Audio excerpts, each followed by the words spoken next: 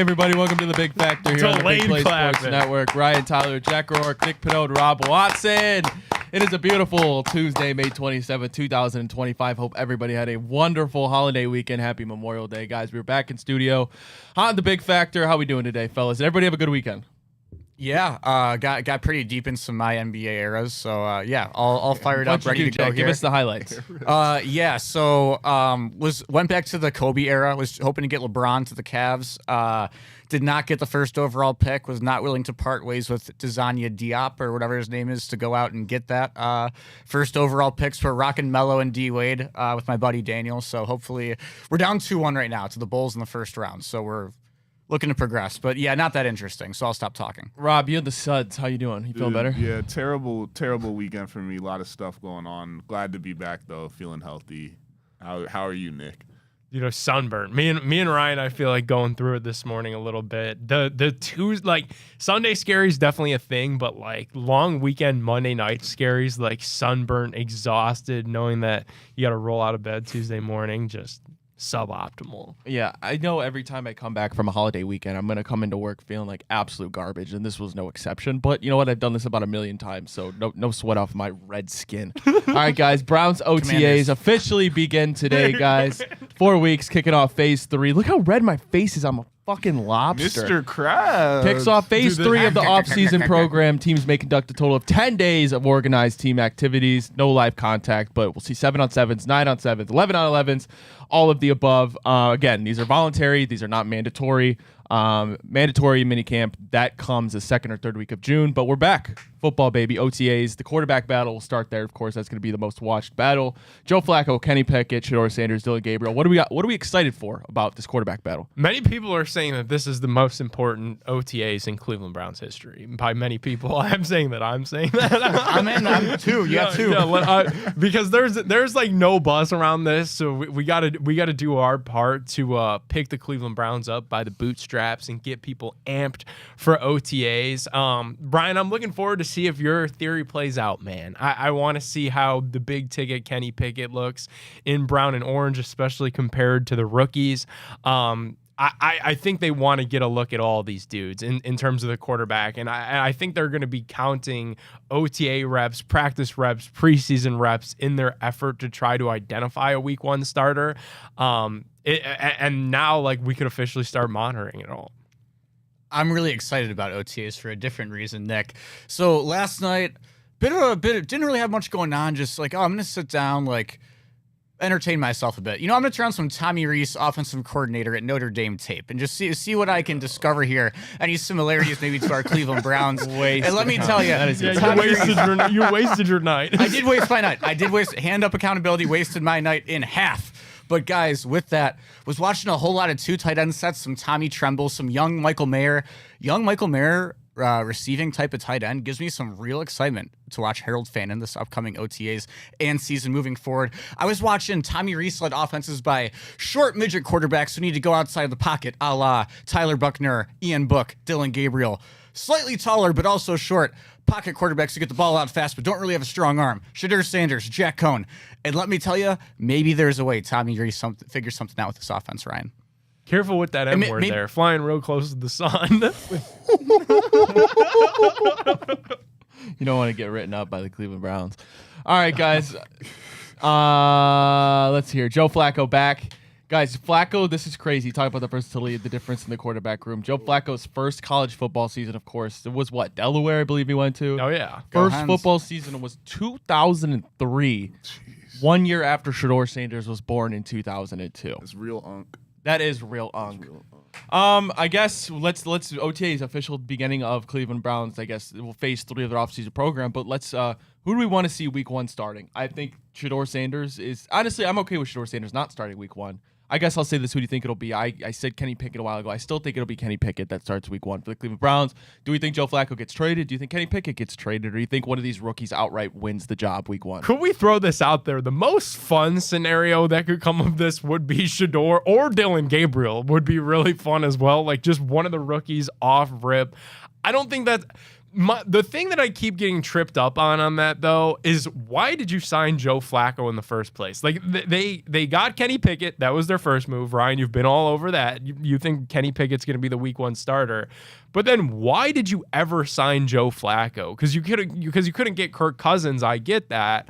But then you have 2 rookie quarterbacks. Like, the room is still very confusing to me. I don't think the question is as much why did they sign Joe Flacco as it is why did you shit panic and draft 2 quarterbacks? I think that's where I don't think when they got Flacco and traded Pickett for a pick in DTR, I don't think they accounted once to the fact they were going to draft 2 quarterbacks in the draft. Yeah, it really just comes down to Shedeur dropping to round 5. They really, I don't think they wanted to take him. The plan, I think, was Kenny, Joe, and Dylan, and he just kept sliding, and at some point they were like, you know what, why not? So now they're in a scenario where they're going to have to find a way to put it together and make it work to get back down to 3, or if they're going to carry 4, hope someone doesn't get picked up off the practice squad. But definitely a weird scenario.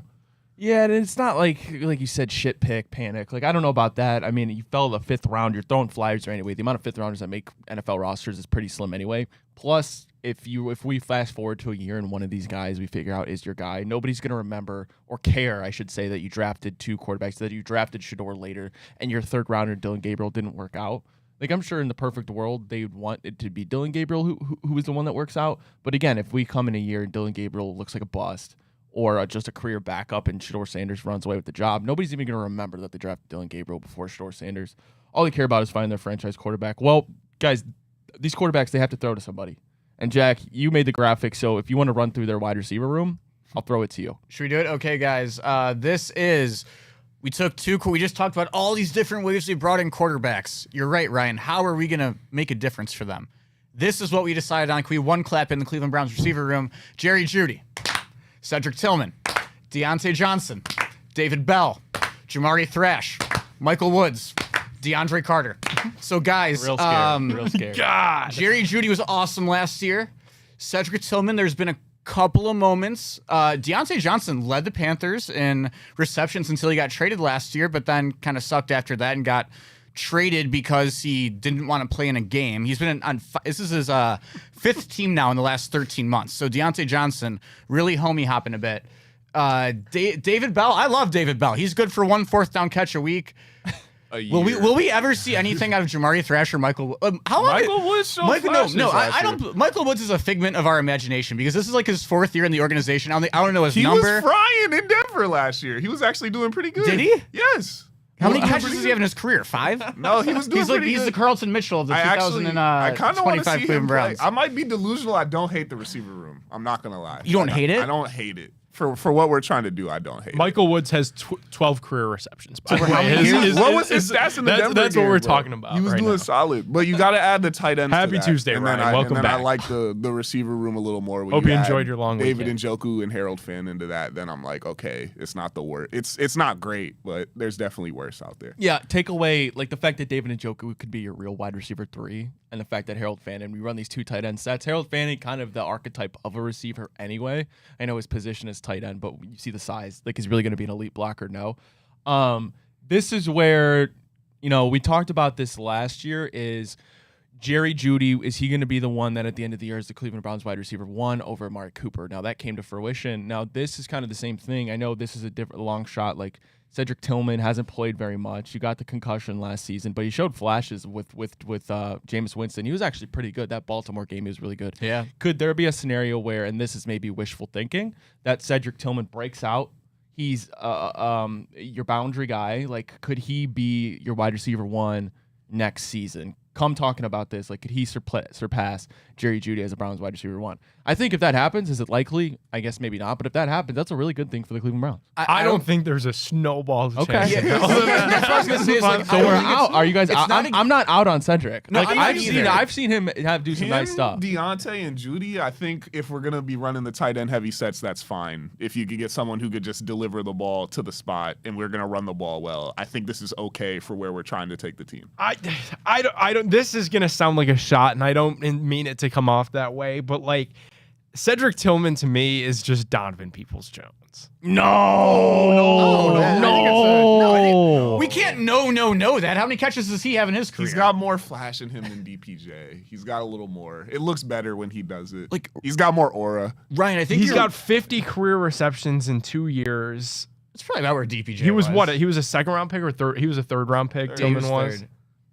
I mean, I'm it's just not- so, Ravens it's game, not I'm that I don't so think he took unmoved, over, man. though. I can't get excited about a guy that hit No. 339 receiving yards. Right, But a it's guy not that that I don't was think going Tillman can crazy have back like the then. progression upwards for it.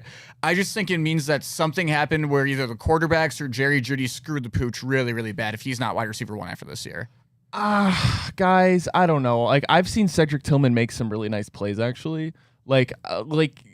I've seen Deontay Johnson make nice He gave plays. us Yeah, 3 and weeks we're back to trying back. to- 75 plus. We're Deontay- trying to talk ourselves into something here. Like, I'm not Yeah. saying wide receiver 1, but I'm saying he could be a smooth 2. Like the most budget No, and Njoku Walmart. can be the 2. The most Walmart T. Higgins ever. Cedric- like budget barrel, like bottom of the If he bin was type. Hollywood Higgins, I'd be very, very happy. Cedric Tillman was low-key nice. That's Like, what I'm saying. he can run I'm not outside. saying He Rashad, I'm had saying some- Higgins. Nah, he had I some- don't Like know. he had Not 9 fantasy Rashad, points last baby season. C. Higgins. I've seen. I'll say this. I've seen proof of concept in some of the stuff I believe Cedric Tillman can do. I've seen him do stuff that I've never seen, like Donovan Peoples-Jones, just because he got referenced. Like Cedric Tillman, I think could actually be a very He's got solid more- option. He's tough. Do you guys want to know? My lasting Cedric Tillman memory was when Flacco Yeah. threw the interception and just jawed him That out. was his- You're was his you're rookie year. ignoring his step last year. Yeah, that was his before rookie the year. concussion He looked of doom. great. He Oh actually yeah, we looked did not solid account with for what if Jameis. Tillman learns the playbook. Yeah, that'd be a big That'd be- step up. Yeah, big step up. I don't know. I also just don't like trying to compare it to last season. Jameis was just slinging that thing. Like Jameis was just doing his thing. So like, I don't know that any of these guys can do that. Yeah, I guess Because the you're right. last guy that I did see do that prior to Jameis was Joe Flacco, who kind of wanted to murder Cedric Tillman at times. I thought. I just think he's an okay deep threat. And in the right scenario, I think we could find him on a couple play actions to make some plays. He's averaging over 10 a reception for his career. I think he could just fit into that spot, be someone we try to take, just some deep shots. We're He trying will to sell catch PA cross shot one time, and it's gonna look really, really cool. I'll We're give you trying that. to sell nice. ourselves on this. He's Like kind of nice. I see the vision, Ryan. Yeah, I think he's kind of nice. Okay, so we're kind of we're split, split. as a show. I would call the Packers and see what it takes I to always get one of am those dudes. delusional. Can we, on do you that. guys want to do a show bet? I don't know if it's a show I'm bet not in gonna May. sit here Do and we need to trade for one? But yeah, and Nick, to that point though, I'm not gonna sit here and say that I'm confident that a Dontavian Wicks, who else is over It's there? better than Tillman, Christian, yes. always Yes, hurt, yes, over Tillman. always Would you hurt, do an that always if you're hurt Christian confident? Watson, a Romeo Dobbs. I don't think any of them are better than Cedric Tillman. He had 300 yards last year. He ain't that good. Cedric What are we Tillman? doing, Yeah. man? Okay. First of all, you were playing with Deshaun Watson And he for played like forever five- until Got Jameis. Jameis Winston came in, and that's when he actually got his stats. 2, it's also opportunity. 3, his brain got rattled around his skull, and he missed like the final 5-6 weeks of the season. I hope you guys are right. I Yeah, really no, I do. like him. I'm It, rooting it for would be him. the easiest path forward if you guys were right. Right. Yeah. I just think that there is an archetype receiver that he fits the mold. Like I don't Not look at DPJ. Cedric Tillman and see greatness. You I'm don't just sorry. know it's a dude. We're gonna come back.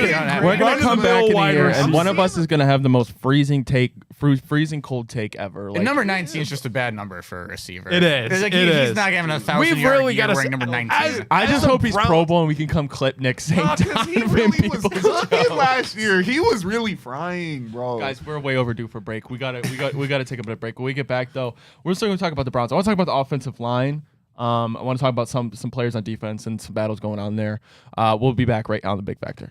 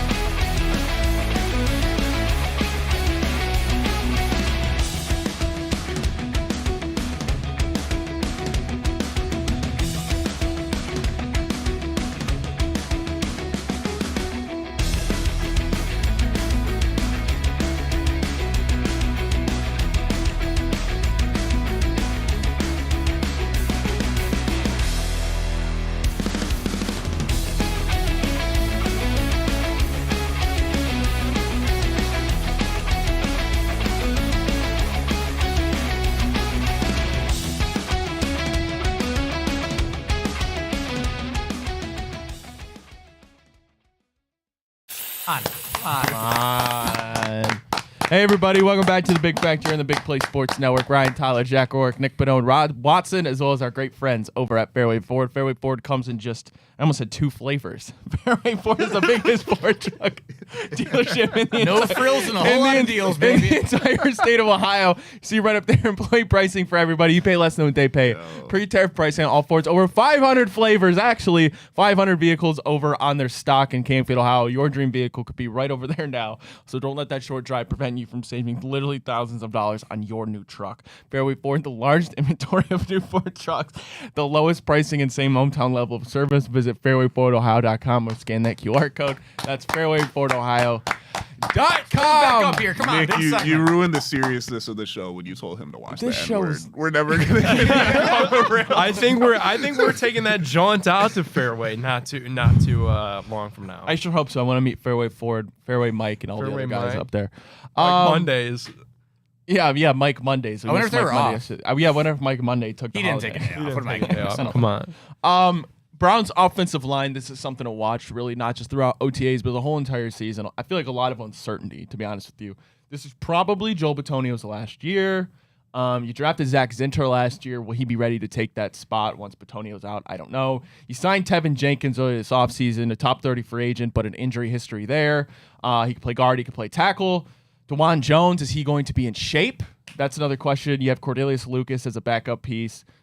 This will be an interesting season. I just hope the offensive line can stay healthy, because if they don't, I fear this could be a very long year for the Cleveland Browns again. Yeah, I kind of did the most research I've done on Tevin Jenkins so far during his very short Cleveland Browns tenure. And I'm excited about this guy because also adding on to the fact that Bitonio is likely done after this year, between him, Pochich, and Teller, all 3 of them are off contract very, very soon. So like you could be looking at Jenkins as a replacement in any of those 3 interior spots. Like also, obviously, like if Cornelius Lucas can't handle the outside, if DeJuan Jones goes down or isn't in shape or can't stay healthy or forgets how to block, which are all definitely possibilities, then I think you could see him slide in there as well. So I kind of like those moves when you add in the versatility. Like there was a day and a time when we had Chris Hubbard, who was like he can play 3 or 4 spots on the O-line. The thing with him was you had to pay him way too much money because I think they brought him in thinking he was going to start. He eventually got replaced. I don't exactly remember how it went down. But Tevin Jenkins, for just under $3 million, can play a plethora of spots on the O-line. It was a top 30 free agent. Like that makes a ton of sense to me.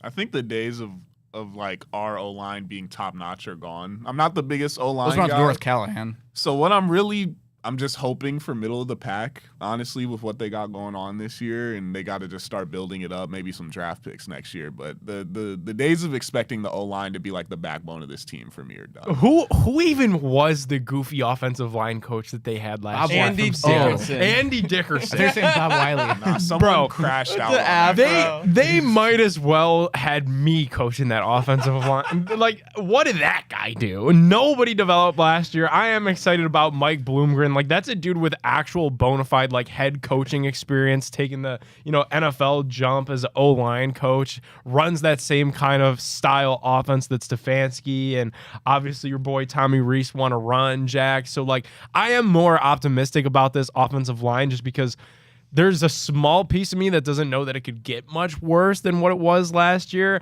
Sneakily, though, that is a spot where now that you have 2 first-round picks next year, like that could be like if Shador is or Dylan Gabriel or literally anybody, Kenny Pickett breaks through. Even Joe Flacco. Even Joe Flacco, man. Like maybe you could use one of those picks next year on a mainstay left tackle if you want to put DeWand at right. It's an old offensive line too. So like I would like to see Zach Zinter at some point, like even Luke Whippler at some point, like because it's just old. You know that these guys aren't going to be here, Bitonio, Teller, or Conklin for very much longer. What was that jerk off's name? Andy? Jesus That guy. Christ. Jesus. No, okay. I need to get. No, we need to go back to this guy. Turn it back around on this guy. He was so bad at his Flying job. so that close to the song today. he was so bad at his job that even people who hated Deshaun Watson for the first like 3 weeks were like, no, man, the offensive line might just be that bad. Like that guy was so bad at his job last year that like even Deshaun's biggest haters weren't even that loud for like a week or two there. They can't be worse, right? Like, are they going to go back to zone blocking? It's got to be the zone blocking. That's right? we'll improve. Like I feel like they were trying to get them all to learn something new that none of them specialize in. With a lot of veterans, usually not a great mix. So going back to what's normal, everyone's older. I'm expecting just give me like middle to maybe like top-ish half of the league, and then I'll be cool. All right, let's talk about the secondary. We wrap up first. Beginning talk of OTAs. DeMonte Kazi? KZ. I don't know really much about this guy, Nick Needham. I don't know anything about him either. All I know is right now at this point, Grant Delpit is the only safety I have any faith in. Ronnie Hickman, whatever. I don't think he's going to be great. I mean, undrafted free agent. You can't have much expectation. I'm glad Juan Thornhill's out. I wanted a strong safety. I wanted Nico Emin-Warrior. I thought he would have fit perfect in this defense. But the Carson Schlesinger pick is growing on me. Denzel Ward, phenomenal lockdown. Martin Emerson, you hope he can get back to what he was his rookie year. Greg Newsome, a lot of trade talk surrounding him and his future in Cleveland. He's still on the Cleveland Browns, and as much as flack as we give him, you can have a lot worse DB3s. I don't feel great about the depth of this team in the secondary, that is, especially the linebacker core. It'll be interesting to see. I like this Needham kid that we just talked about. He's got an interesting story and seems like a real shot now to actually make the roster. He was a guy who came into the league with the Dolphins. In his first 3 years, he had 2 picks each year, finally worked his way up out of he was almost like a slot corner, but also a free safety, like kind of just wherever they needed rotationally.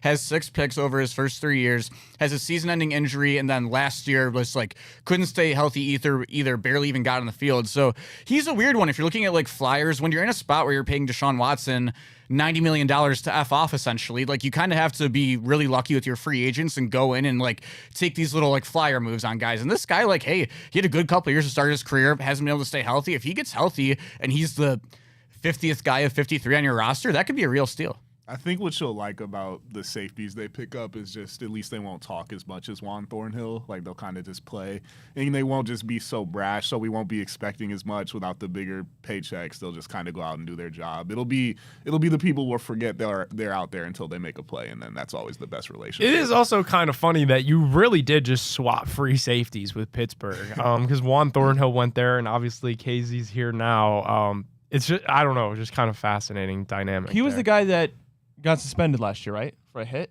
Now that I'm thinking about it. That might have been where I learned his name from. But yeah, you might have just done a double unlock in both of our brains. Against the Colts or something.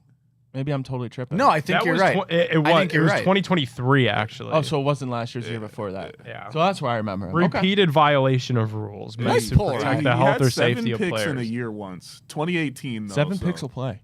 Hey, that back when Baker was 7 slinging the years rock ago, and though. Carlos 7 Hyde years was in the ago. backfield. That means at least if he got suspended for repeated violation of rules meant to protect the health and safety of players. He's hitting somebody.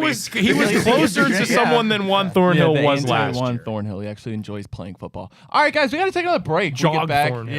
Yeah. Conference finals catch up. We've been off. We haven't talked basketball in quite a while. A lot of things have on a transpired. show Thunder for a up while. 3-1 against the Minnesota Timberwolves. Knicks look to tie it tonight, even the series at 2 against the Pacers. We got to take a break. We'll talk about that when we get back on the Big Factor.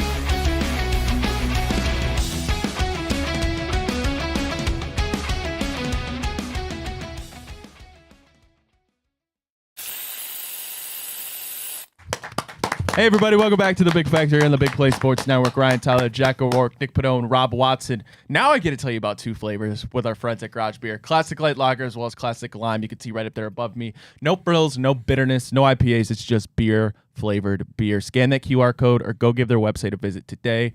DrinkGarageBeer.com to find local retailers who sell garage beer near you. Again, that's DrinkGarageBeer.com. A lot of garage beers I had this weekend on a wonderful Memorial Day getaway. Guys, got to watch some NBA, though. The Thunder, they take a 3-1 lead. Close game, 128 to 106. SGA goes for 40. Jalen Williams, 34. Chet, 21. Williams, 14 in the fourth.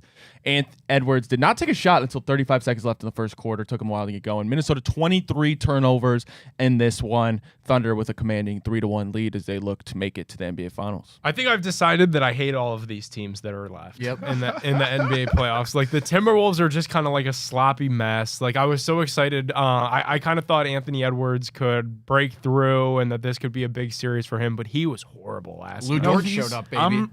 We might have to start a talk about him soon because it's a lot of big talk, but he's made it to 2 Western Conference Finals now in both years. He's kind of gone ghost, and Are you gonna start the no longer America's darling talk and flip him into the villain? I think that's coming soon. It's coming soon. I That's think you're right there, bro. Because in Halliburton, obviously not a better player, but he just shows up so much more in those big moments. And I get Ant's like so brash and he talks a lot, but I'm not seeing the production in the most key moments when I need to see it. Like not shooting until the end of the first quarter, like not even taking a shot. It's That is pretty ridiculous, bro. And then on the inverse, you've got the Oklahoma City Thunder, and I think Doris Burke is really just clip farming at this point because she calls SGA a free throw merchant on the broadcast His multiple cousin times. plays for the other team. Too. Yeah. And if I hear that mentioned one more time, so like I'm out on OKC, like I do, but because SGA is a free throw merchant, like that's horrible for the sport.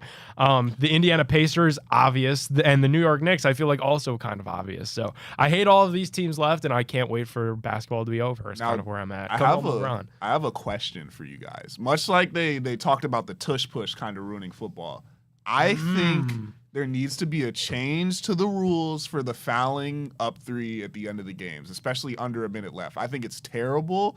I understand the rules are the rules. Any team would do it right now, but I think they should take it out. I think we need to see these games at least come down to a shot instead of just teams shooting free throws for 15 minutes. It should be foul, 1 free throw in the ball. So if you got to be at least up 2 possessions to be fouling up. Like 1 possession game, you could just foul and it's nothing. I think it's terrible. I think they need to look into changing that rule. Yeah, it promotes better basketball, right? Yeah. The old hack-a-shack. It's because they just, if you were watching, like there was 10 seconds left, Shea misses a free throw, and the Timberwolves get the rebound. They just foul back and forth for the next 15 minutes, and then they throw up some BS with 0.2 seconds on the clock. It's awful. All right, well, the Pacers, they finally lose a game. Knicks come back down 20, give the Pacers some of their own medicine. Cat 20 points in the first 6 minutes, 50 seconds of the fourth quarter. Naismith goes out in the third. This one is good game. I enjoyed watching it. I'm glad the Knicks won. Of the teams, I think it'll win left, tonight, though. Maybe New York is the one I that tried I'm. to tell you 2 months ago. And John Halliburton will be in Big attendance. Purr, baby. Big Purr has been hooping, but I think the Pacers are going to be the champs. I'm not gonna lie. I think they do. The Knicks they do what happened to us. They get a big win in Game 3. They're gonna get trounced tonight. And the Pacers have been so good on the road that I would take them over the Thunder because the Thunder are due to lay some eggs when they travel. And if they drop a game at home, it could look real rough for them. So I think the Pacers are my favorite to win it right now. Did Rick Carlisle coach the Mavs when Dirk won? Or was he not there yet? No idea. Couldn't tell you. So I'm curious if he'll be It a multi-time might- champion it or might not, have if they can get been. it done.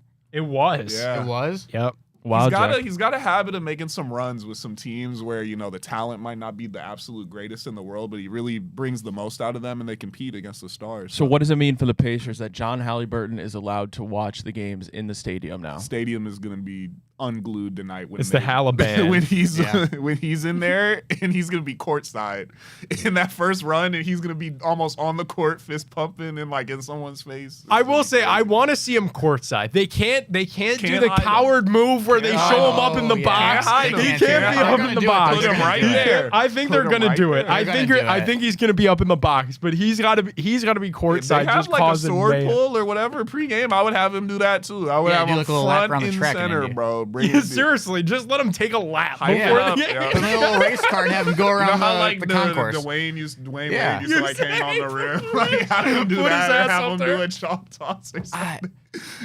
I the Knicks are going to win Game 4, and if he is courtside, I think this is when the series is really going to start. I think we're going to get a nice little, maybe like a Brunson and Mr. Halliburton type of moment, something to get the series really going.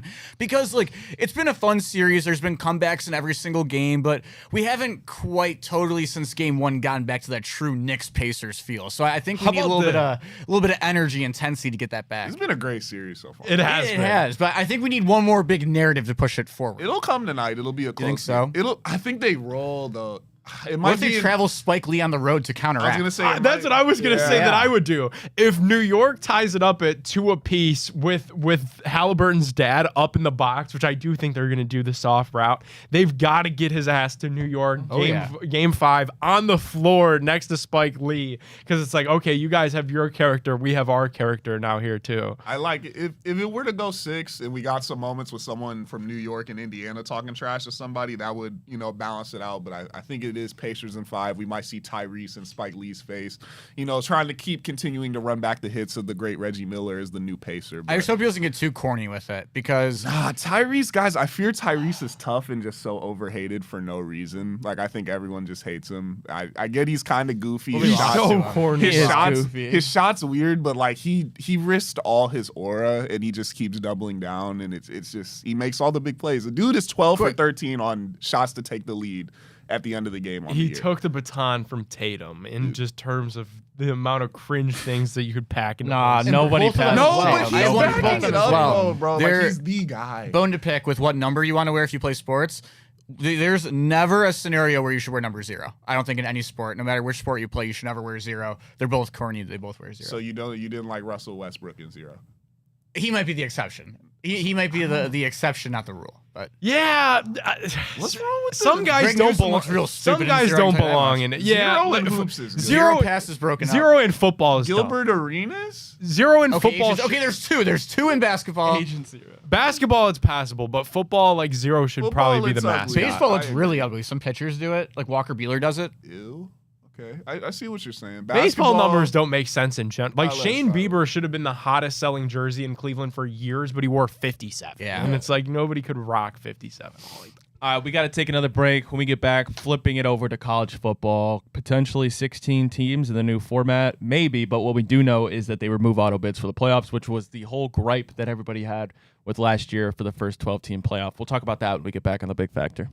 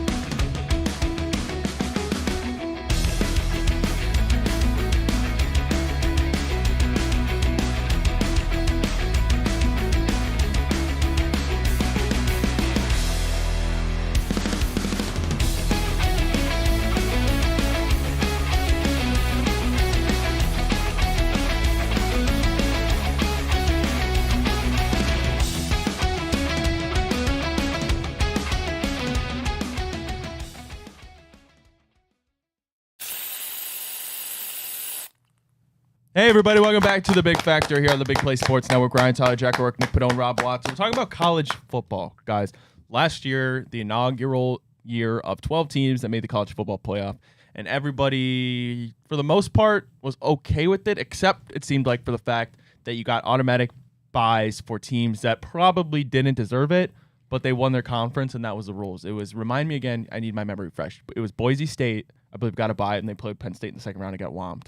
Arizona State was the other one that a lot of people had a problem with. Although I will say, Notre Dame didn't get a bye. The Camp SMU Scatterbo made game it, was right? fun. That was a fun It game. was a lot of fun. The Arizona State-Texas game, I think, was the best, honestly, game of the whole entire playoffs. Yeah. Ended up with the targeting no call, Steve Sarkisian drama talking to his kicker, like, dude, you're very billboard, and then he absolutely blows it, I felt kicks so it bad wide for that right or kid. I left, remember whatever it was.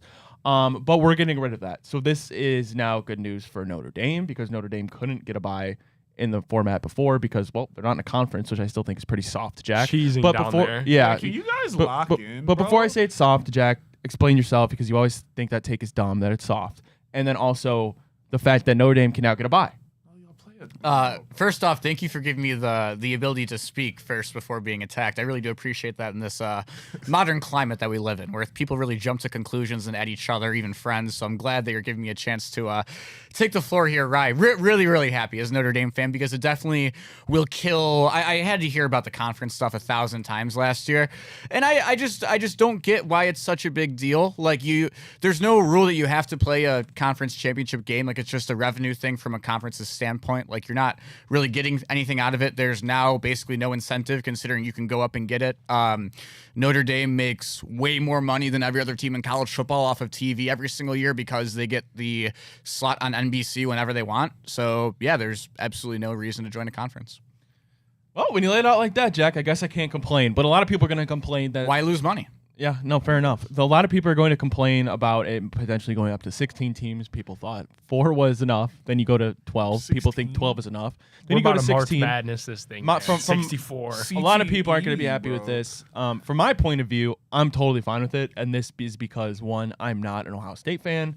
I'm not a Georgia fan. I'm not a Notre Dame fan. I'm not a Penn State fan. I'm not a Iowa State fan or Arizona State fan. You're a mid-major fan. I'm a Cincinnati Bearcat fan, is what I am. And we had our time when we made the 14 playoff, which seems absolutely impossible now. Just the perfect circumstances in the storm for that season in the American Athletic Conference. Thank Tommy Reese. This is going to be interesting because I'm fine with letting a bunch of teams in. I don't care if they get blown out. If my Bearcats get back into the playoffs and get blown out, I'll be happy. Why? Because I'll watch the game and they have a chance, just the off chance, a 0.001% chance they could upset an Alabama in the first round, something along those lines. I like it just because I don't want to watch the same teams, especially teams that I don't root for every year, get the final spots. I don't want to see Army lose by. I do 800 though. points Yeah, to I somebody. do though. 'Cause I'd be they're- fine with that. I get it's the money. Why? The first round of the NBA playoffs are typically a joke. Like, think about what the Cavs did to the Miami Heat, and just to get absolutely lambasted by the Pacers that very next week. Like, that is kind of how sports work. Is the first round of the playoffs are kind of a tune-up, anyways. I do think it's a good take out of Ryan, and it's what I liked about the playoff last year is that you see some teams that you don't typically see. Like, Boise State was only in there because they had Ashton Genty. Like, how many times did we see teams that had a player like Ashton Genty who would go on to become a top 10 pick, never play a meaningful game of college football because there was no opportunity for them to? Think guys like Josh Allen, Trey Lance, same Carson with the Cam Wentz. Scatabo game that we all just said was so fun. Like, I do think that opening it up, it will just help create more like college football stars. I think that's kind of what they're after in this NIL era anyway, where it's all about the bottom dollar and all about making money. It is time to stop pretending like this is, amateur and it's this is professional. It's minor league football is really what college football is. So we should probably start treating it like that, especially if they bump it to 16 teams. But I'm cool with it, Ryan. I'm with you. What's the format they're proposing? Like, how do they divvy this up? Yeah, I can explain a little bit more, and I guess why I would disagree. And I would say, Ryan, from your perspective as a Cincy fan, I totally get where you're coming from, and it would absolutely, I'd feel the exact same way. You're a Notre Dame fan. I've heard you. But, exactly, but just zooming it out though is I think it's just kind of stupid. Like, there's no.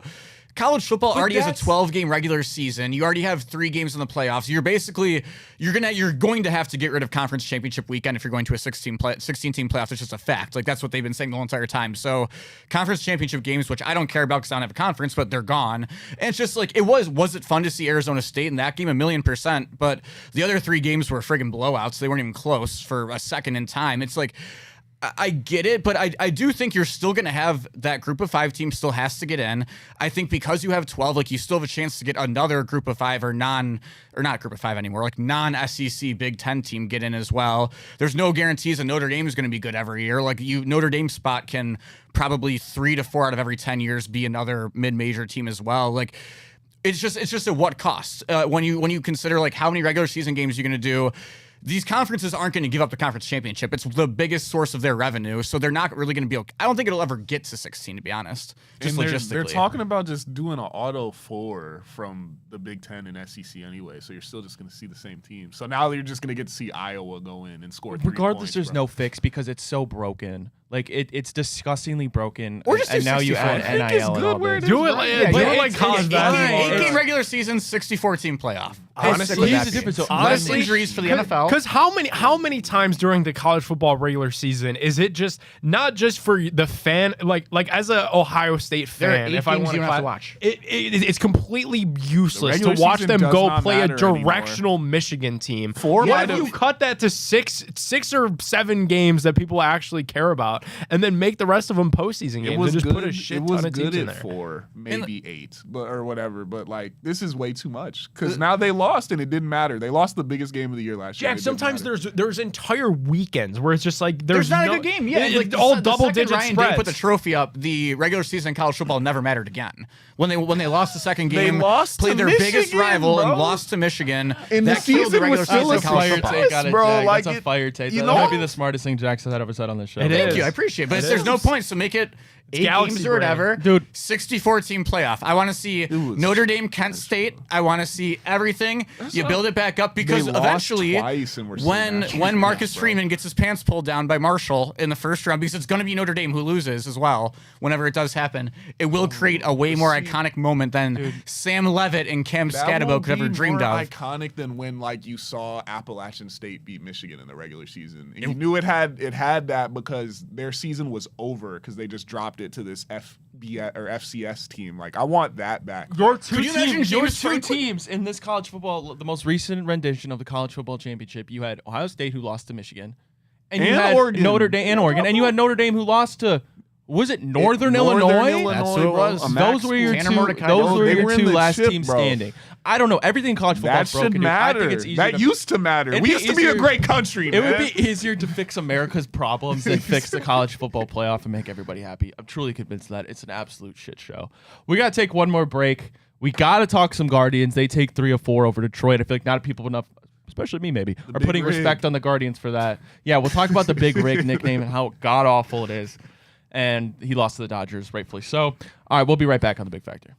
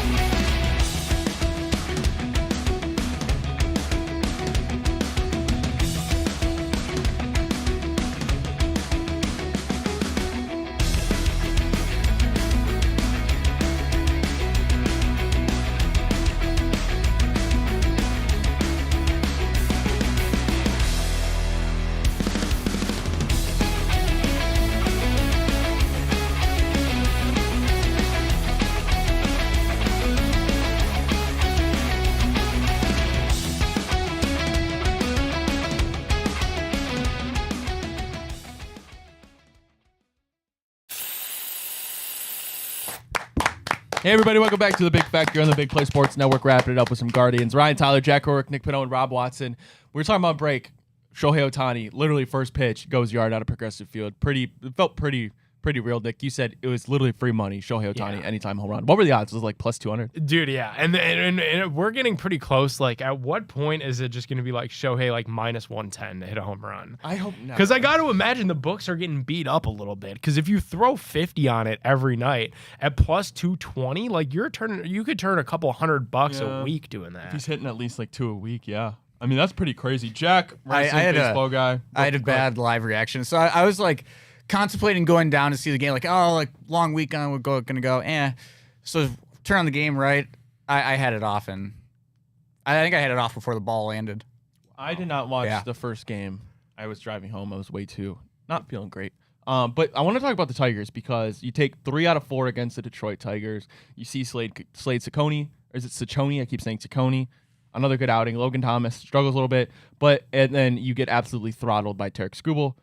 Nobody really cares, though, because why? It was the last game of the finale. You won 3 out of 4. Now you come back. I know we lost 1 against the Dodgers. Hopefully not get swept. But Detroit, best record in the major leagues. You go into their ballpark and take 3 out of 4. Yeah, I think there's definitely a little bit like you knew that series was going to be important to them coming in after the ALDS last year. We knock them out the way that we did against their star pitcher, Cy Young winner.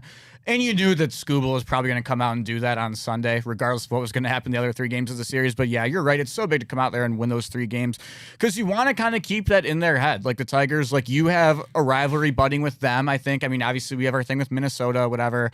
And weirdly enough, not really the Royals. But when you've had the Tigers like this for a couple of years now, like, hey, it's big to go out there. You had a couple of comeback wins as well.